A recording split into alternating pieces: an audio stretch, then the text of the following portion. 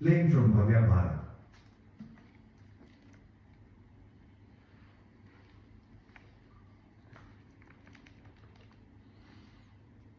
अन्य शिष्यों का वर्णन आगे इस प्रकार किया गया है। श्री पद्मावती जी साक्षात भगवती लक्ष्मी जी की अंश स्वरूप ही थी। पद्म सदृश कांति होने के कारण उनके माता पिता ने उनका नाम पद्मावती यह नाम रखा था।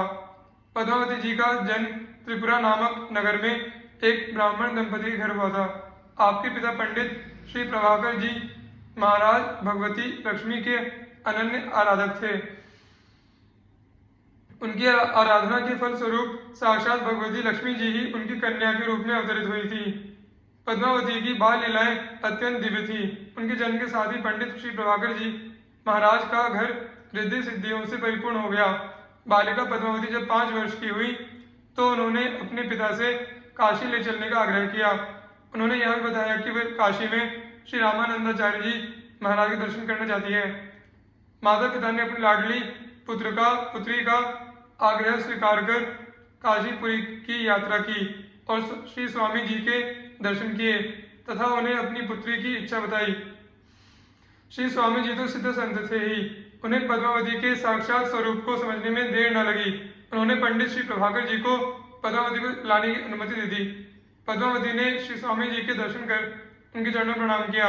उस समय उनके श्रीअंग पुलकायमान हो रहे थे। उन्होंने आचार्य श्री से दीक्षा देने की प्रार्थना की। पद्मावती की विनती मानकर आचार्य श्री ने उन्हें मंत्र दीक्षा दी और उपासना रहस्य का बोध कराया। पद्मावती के कहने पर उनके माता पिता ने भी श्री स्वामी जी से दीक्षा ले ली। इस प्रकार पद्मावती अपने माता पिता के साथ काशी में ही रहकर भगवदाराधन करने लगी। पद्मावती जब 8 वर्ष की हुई तो उन्होंने अन्न जल का परित्याग कर दिया और वे महान तपस्या में लीन हो गई। उस समय उनके इस महान तप की चर्चा काशी में सर्वत्र व्याप्त हो गई। एक दिन श्री पद्मावती जी गुरुदेव श्री स्वामी रामानंदाचार्य जी के दर्शन करने गई। श्री गुरुदेव ने दर्शन देने के बाद उनसे कहा कि अब तुम्हारा तप पूर्ण हो गया है, अब तुम अपने निज धाम को जाओ। यह सुनकर पद्मावती ने आचार्य श्री के चरणों में बार प्रणाम किया और उनकी स्तुति कर सबके देखते देखते दिव्य विमान पर बैठकर परम धाम को चली गई। श्री भावानंद जी महाराज परम संत श्री ज्ञान देव जी के पिता थे। इनके गृहस्थाश्रम का नाम श्री विठल पंत था। इनके पूर्वज मिथिला के निवासी थे, परंतु इनके पितामह भगवान पुंडरीक नाथ जी के बड़े भक्त थे, अतः वे पंढरपुर के पास ही आलंदी नामक ग्राम में बस गए। वहीं श्री विठल पंत जी का जन्म हुआ, जो बाद में स्वामी रामानंदाचार्य जी से दीक्षा लेकर भावानंद के नाम से विख्यात हुए। आपके पितामह श्री हरिनाथ मिश्र जी और पिता श्री रघुनाथ मिश्र जी सतगृहस्थ और परम भागवत थे, अतः वेद शास्त्र आदि की शिक्षा इन्हें घर पर ही प्राप्त हो गई। इस प्रकार ज्ञान भक्ति और वैराग्य के इनके संस्कार घर से पुष्ट हो गए। कालांतर में आपका विवाह सिद्धोपंत नामक एक कुलीन ब्राह्मण की परम सुशीला कन्या रुक्मिणी से हो गया। श्री रुक्मिणी बाई जी परम पतिव्रता थी। वे पति के कार्यों, अतिथि अभ्यागतों के सत्कार और गृहस्थ धर्म का सम्यक रूप से निर्वाह करती थी। श्री विठल पंत जी की साधुता देखकर एक करकोट वंशीय नाग दंपति ने इन्हें पर्याप्त मात्रा में धन प्रदान किया, जिसका आपने साधु संत सेवा में उपयोग किया।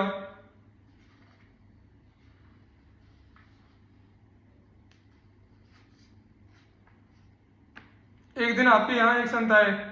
सत्संग के दौरान उन्होंने बताया कि काशी में श्री रामानंदाचार्य नाम के एक परम भागवत वैष्णव संत हैं, मैं उन्हीं के दर्शन करने जा रहा हूँ। यह सुनकर आप भी काशी जाने के लिए तैयार हो गए। पत्नी को घर गृहस्थी और अतिथि सेवा का कार्य सौंपकर स्वयं उन संत भगवान के साथ काशी के लिए प्रस्थान कर गए।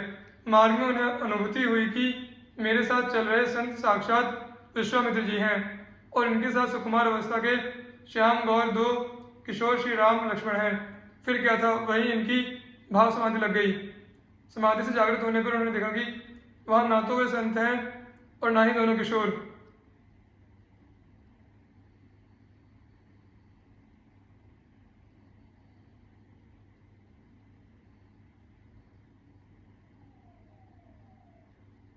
फिर तो वे प्रभु दर्शन के लिए व्याकुल हो गए और हा राम हा रघुनाथ कहते हुए करुण क्रंदन करने लगे।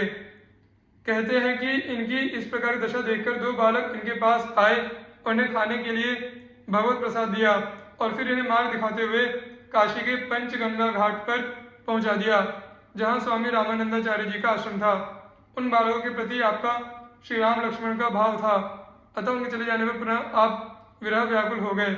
उसी समय श्री रामानंदाचार्य जी महाराज के शंख की ध्वनि, दिव्य ध्वनि आपके कानों में पड़ी, जिसे श्रवण कर आपके अंतःकरण में ज्ञान का उदय हुआ और आपने स्वामी श्री रामानंदाचार्य जी महाराज की शरण ग्रहण की। स्वामी जी ने आपको राम मंत्र की दीक्षा देकर आपका नाम भावानंद रख दिया। स्वामी जी अपने शिष्यों सहित धर्म प्रचारार्थ संपूर्ण देश में भ्रमण करते रहते थे।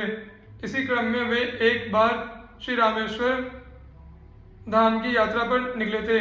संयोग से एक दिन उन्होंने आलंदी ग्राम में विश्राम किया।